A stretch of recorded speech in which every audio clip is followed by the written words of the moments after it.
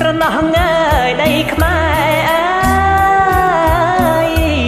ដីស្រែងចំការអើយដែលខ្ញុំស្នេហា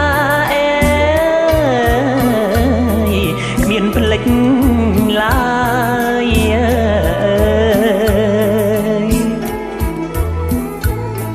បើសិនបានរស់រួមគៀងកាយ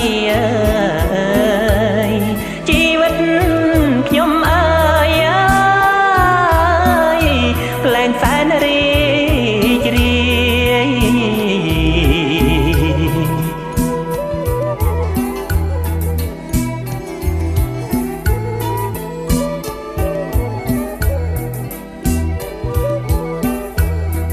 តែកម្មអង្គសល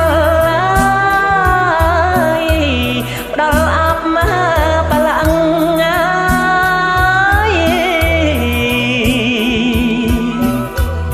ឲ្យខ្ញុំបែកបាក់អើយពីគ្រួសា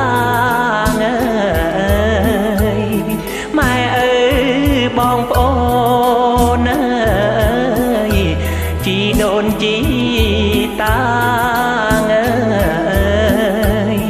ប្រទាំងសង្សារអើយស្នេហ៍ស្មើជីវិត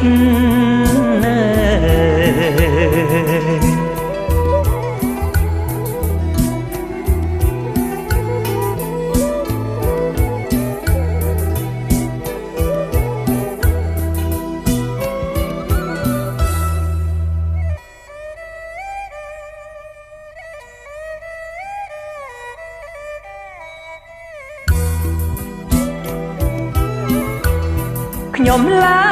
កហាត់ថាទាំងពី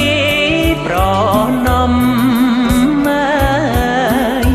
សូមអស់ឥតព្រម